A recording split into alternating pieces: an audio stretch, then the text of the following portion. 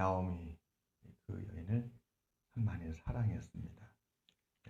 룻기 1장에 보게 되면 나오미는 흉년을 맞이해서 모압 땅으로 이주해 갔는데 그 모압 땅으로 이주한 10년 만에 남편도 세상을 떠나고 두 아들도 나고 그리고 홀로 남게 되었습니다. 여기까지 보게 되면 우리는 그 나오미를 참 불쌍히 보며 모압 땅으로 이주한 것을 후회하게 되겠지요. 이 모든 것은 베들레헴 땅을 떠나서 하나님의 거룩하신 백성들을 떠나서 이방 땅 모압으로 갔기 때문에 이 모든 고통이 왔다. 이 모든 불행이 왔다. 이렇게 우리가 단정 지을 수 있습니다. 그러나 룻기서는 그것은 시작에 불과하였고 2장, 3장, 4장에 걸쳐서 우리에게 보여주는 것은 하나님이 그 나오미를 얼마나 사랑했는가. 그러한 나오미를 위해서 하나님은 어떤 계획을 갖고 계셨는가. 더 넓게 보게 되면 하나님은 아브라함을 사랑하시고 그 약속을 지키시기 위해서 엘리멜렉이란 그 가문을 하나님 다시 붙잡아 주시고 일으키셨다는 것이었습니다. 하나님은 아브라함의 자손을 귀하게 여기셨어요. 엘리멜렉은 그 아브라함의 자손이었습니다. 비록 아브라함의 자손이었음에도 흉년 때문에 모압으로 이주했고 그곳에서 살게 되었지만 그러나 그 아브라함의 자손을 향한 하나님의 축복은 멈춰지지 않았습니다. 하나님은 이미 그들의 삶을 내다보고 계획을 하셨다는 것이었습니다. 남편이 세상을 떠나고 그 뒤를 이어서 가문을 이을 두 아들마저 세상을 떠났으므로 대가 끊긴 것입니다. 그러므로 그 가문은 이제 역사에서 사라질 위기 가운데 있게 되었죠. 그런데 하나님은 그렇게 사라질 이미 두 아들이 세상을 떠남으로 말미암아 더 이상 계승자가 없게 된 그 기업을 하나님은 일으켰습니다. 다시 회복해 주었다는 것입니다. 그것이 이룻기서에는 놀라운 사실입니다. 어떻게 이런 일이 가능했을까? 나오미는 과부가 되었고 며느리 룻은 나오미를 쫓았습니다. 두 여인밖에 없었습니다. 이스라엘에는 고엘 제도라는 것이 있었습니다. 고엘. 고엘의 뜻은 친족이라는 뜻을 말한다고 합니다. 어려움을 겪고 있는 그 기업과 또 가정과 또 그 가문의 계승을 위해서 친족이 돕도록 되어 있는 것이 바로 고엘 제도였습니다. 하나님은 이 고엘 제도를 사용하셔서 대가 끊긴 이 엘리멜렉의 기업, 그 가문을 다시 일으켜 세우고 회복시켜 주었다는 것이었습니다. 오늘 말씀은 이제 그것의 보증이 되는 증거와 같은 말씀입니다. 룻이 우연히 보아스라는 남자를 만났는데 이 보아스를 통해서 하나님은 잃어버린 엘리멜렉의 그 가문을 다시 일으켜 주실 계획을 갖고 계셨던 것이었습니다. 왜 그런가? 이 보아스란 사람은 엘리멜렉의 친족이었습니다. 다시 말하면 고엘 제도에 의해서 이 엘리멜렉의 기업을 이어갈 수 있는 사람이었다는 것이지요. 오늘 말씀은 룻이 이 보아스에게 청혼을 하였고 보아스는 이를 받아들인 다음에 자신의 룻의 청혼을 받아들인 것을 증거로 시어머니 나오미에게 6대에 걸친 보리를 전해주는 말씀입니다.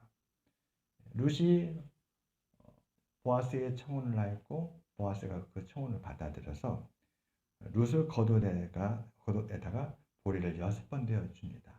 그리고 그것을 시어머니에게 갖다 주려고 하죠. 이것은 바로 나도 청혼을 바라고 결혼하여서 그 엘리멜렉이 기업을 다시 잇겠다라는 것의 표시였습니다. 이 증표를 받고 나서 오늘 마지막 18절에 나오미는 이렇게 룻에게 말합니다. 이에 시어머니가 이르되 내 딸아 이 사건이 어떻게 될지 알기까지 앉아 있으라. 그 사람이 오늘 이 일을 성취하기 전엔 쉬지 아니하리라. 그러니까 나오미도 이제 룻의 본 속마음을 확실하게 알았습니다. 이 사람은 정말 룻을 아내로 취하여서 죽은 엘리멜렉 자기 남편의 그 기업을 다시 회복시킬 뜻이 분명하구나라는 걸 확인했다는 것이죠. 이게 이제 왜 이런 일이 가능한가? 엘리멜렉이 죽고 난 다음에 그 기업은 사라질 위기였는데 보아스가 그 룻과 결혼을 해서 아들이 나오게 되면 그 아들은 보아스 그 가문의 아들이 아니라 엘리멜렉 기업의 아들이 됩니다. 그래요. 예전에 우리나라도 그런 게 있었잖아요. 형님이 아이를 못 낳아서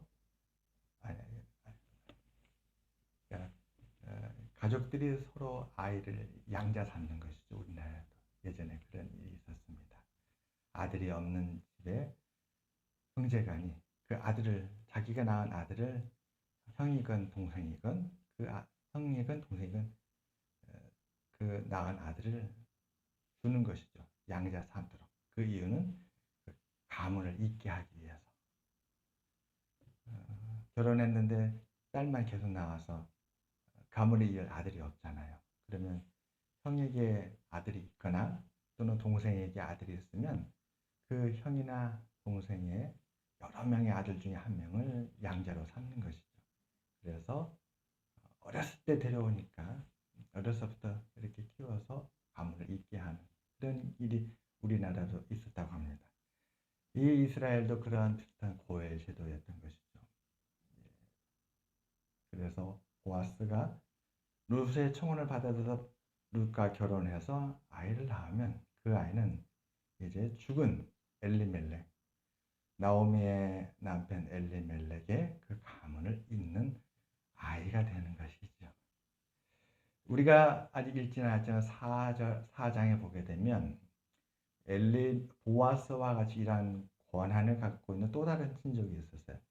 그 친족은 먼저 순위가 보아스보다 앞선 순위였지만 그러나 그는 이 제안을 거절을 합니다. 거절하는 이유는 자신이 룻을 아내로 삼아서 아이를 낳았다 할지라도 그 아이가 자기의 아들이 되지 않기 때문에 거절합니다. 그래요. 한평생 모은 재산, 친자, 자신의 자녀가 그 모든 자기의 일평생 일궈낸 모든 것을 계승을 하여서 유산으로 이어받아 가문을 이어가면 영광이 되겠죠.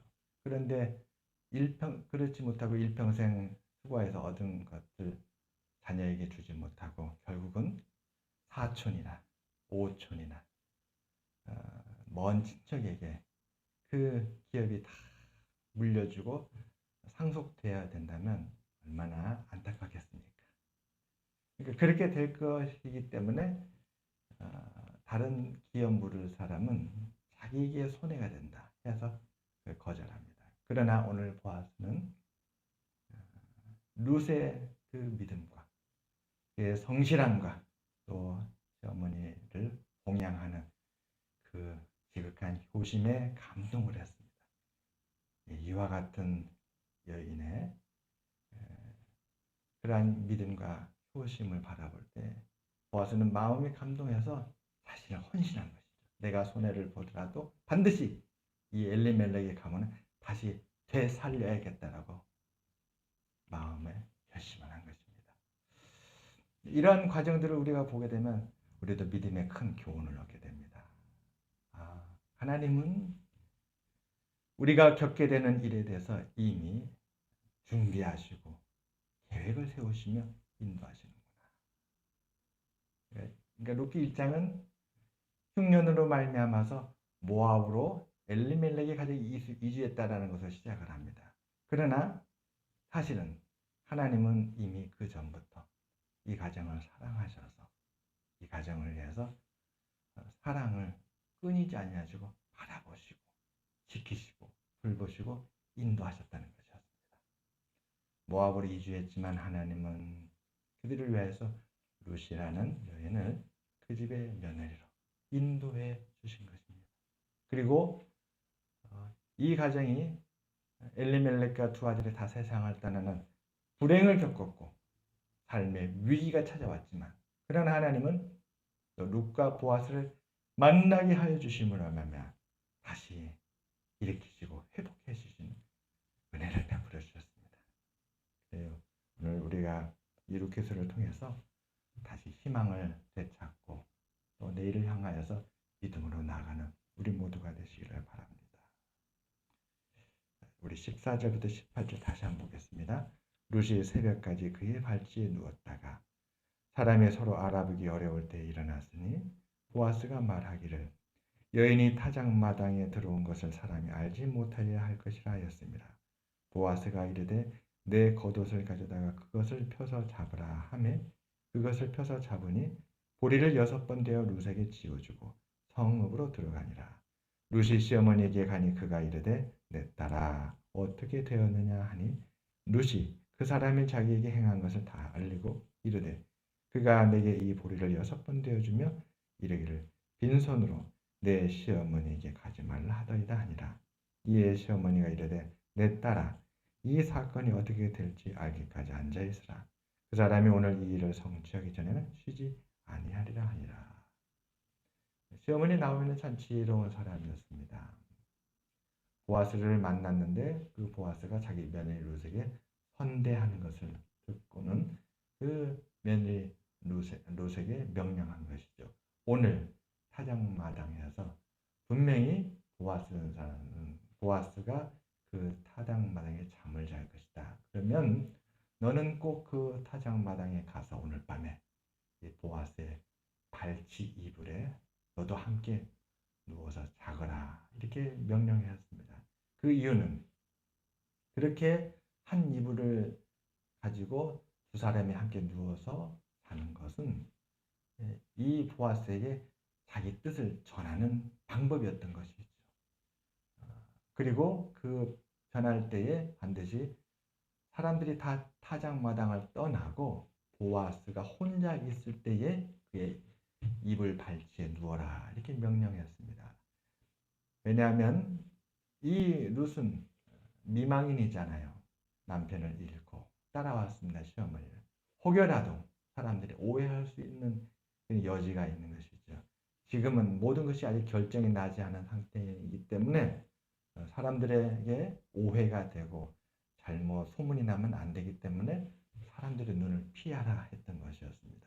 그렇게 해서 그날 밤에 밤늦은 시각에 타작마당에 가서 보니 과연 보아스가 자고 있었고 그 이불 발치에 룻이 누웠던 것입니다. 새벽이 돼서 잠에서 깬 보아스가 자기 발밑에 누워있는 룻을 보고 깜짝 놀라지요.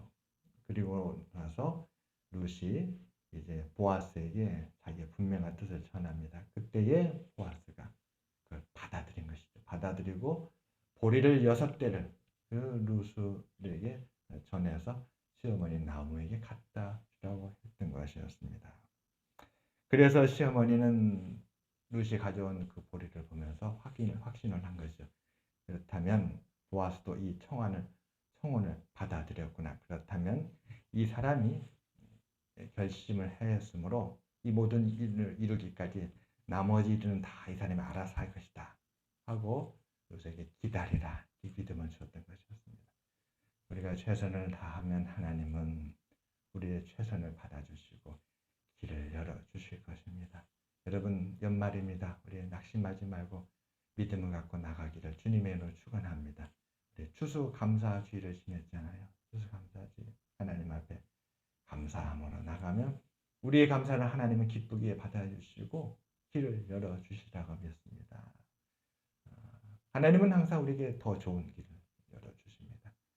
마태복음 7장 10장 7장 7절 산상 부분에서 예수님이 말씀하셨잖아요. 구하라, 찾으라, 두드리라. 구하는 자마다 얻을 것이요 찾는 자마다 찾을 것이요 두드리는 자마다 열릴 것입니다. 악한 자라도 자식에게 좋은 것을 줄 알거든. 하물며 하늘에 계신 너희 아버지께서 좋은 것을 주시지 않겠느냐. 하나님은 우리가 구할 때 가장 좋은 것을 주시리라 믿습니다. 그래요. 엘리멜렉과 그 두 아들이 세상을 떠난 것은 누구의 책임도 아닙니다. 그것은 그들의 잘못도 아닙니다. 이 세상에 우리가 살면서 우리가 이해하기 어려운 어려움을 우리도 겪지 않습니까?